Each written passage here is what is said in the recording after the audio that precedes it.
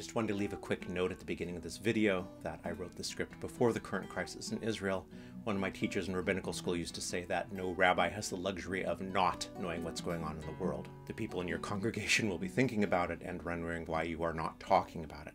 For those of you that want to see my initial thoughts for what they're worth, I have the text of my Facebook post from earlier this week in the comments below. Although this is not a political channel by any means, if there are questions you have or things that you want me to address rabbinically, please let me know in the comments below, and I'll happily make those videos.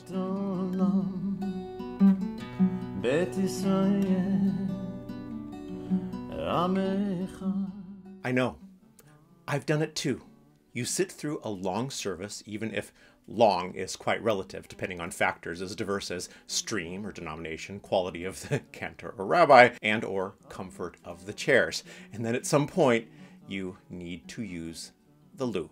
Now, a goodly number of congregants choose where they sit for the easy exit with as few eyes as possible. Come on, go ahead and admit it. I have also been in intolerably long services with a noticeable lack of flair. Of course, the presence of panache is neither a halakhic requirement nor should be considered the primary goal of a service. Simultaneously, prayer leaders who lead with heart and intentionality tend to be easier to tolerate than those that seem to wish to punish those who dared show up.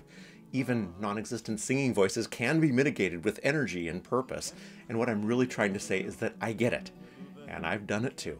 Of course, when you're the rabbi sitting in front with no easy escape, if escape is needed due to the cheesecake eaten the night before. Perhaps it was Shavuot, and this same rabbi forgot his supply of lactase as the book of Ruth was ruthlessly discussed. You're welcome. A time must be found to artfully avoid all eye contact, work one's way around the sides, and find one's way to the loo. And those of you, veterans of many services, if not many cheesecakes, know when this time is. The reading of the Haftarah. I know, I've done it too. I would like to say that the Haftarah loo break, heck, let's just go ahead and use a little euphemistic language for once on this channel and henceforth refer to it as the Haftarah Coffee Break. Occurs when it does for its most obvious reasons. 1.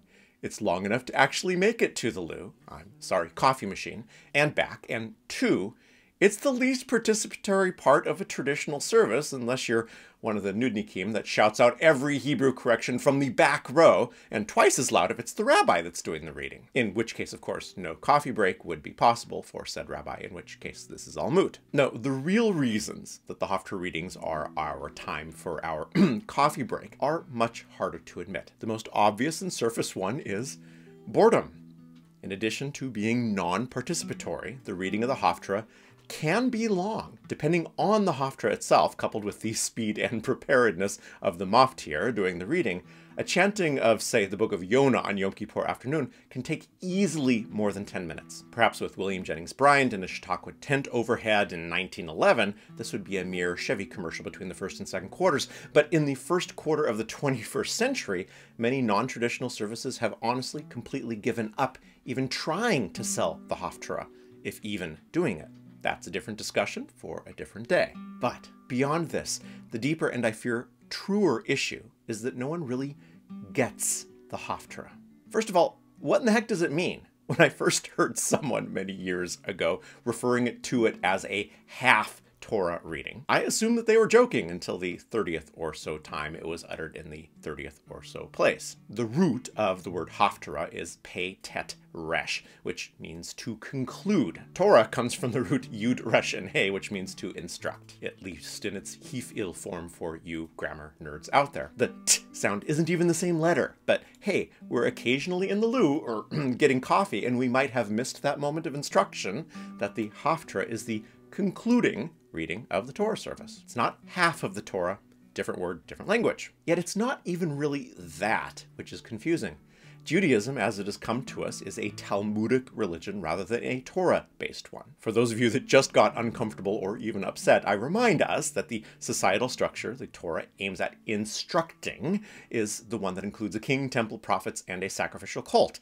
We have none of these, hence Talmud. We ideally use the Talmud as the base of discussions regarding proper laws, rights, and obligations, and go back to the Torah in our weekly readings or yearly cycle for archetypal wisdom, inspiration, and continuous connection to thousands of years of shared joy, pain, and fate. But the Haftarah? Well, scholars aren't even quite sure the origins of the practice.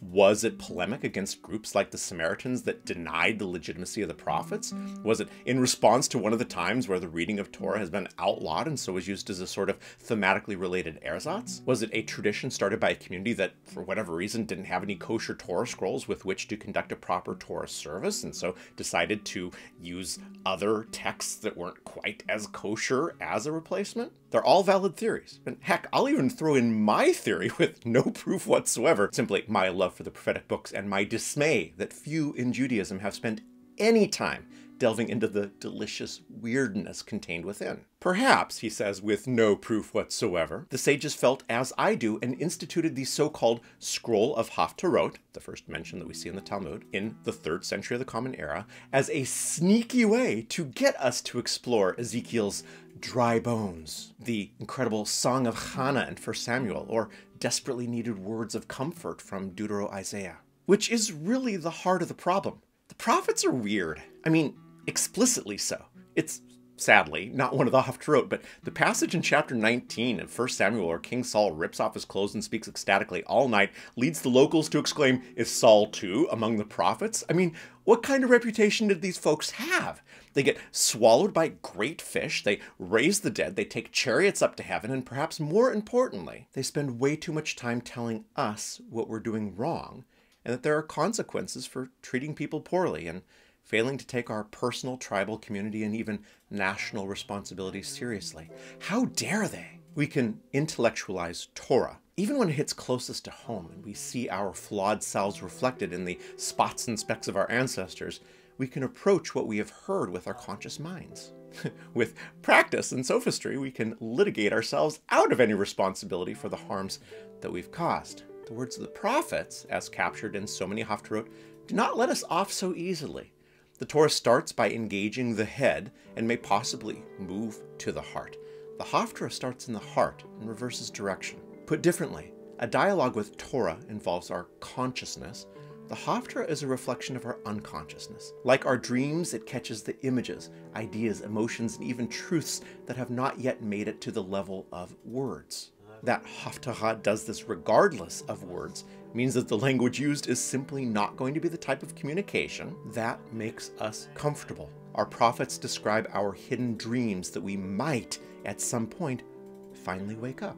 Only one other time in my career as a congregational rabbi have I spent a year focusing on the Haftarot exclusively for materials for my weekly drashot, my sermons. Not surprisingly, some loved and some most certainly were less thrilled at the weekly explorations of the delicious weirdness. I do vividly remember that my personal dream life for that year became clearer and more present than it even usually is. It seems that when you engage in a silent part of yourself, that part accepts the invitation and starts talking. For the last year here on Beit Virtuali, each Stirring Torah sermon ended in at least one iterative question, something that we could come back to each year at that reading, repeat the question, and see if we had elevated ourselves and others through our active engagement with our sacred texts as they are pulled into the images of the present. Each Haftarah Coffee Break, as of course I'm going to call these videos, ends instead with a meditation. And I do mean meditation.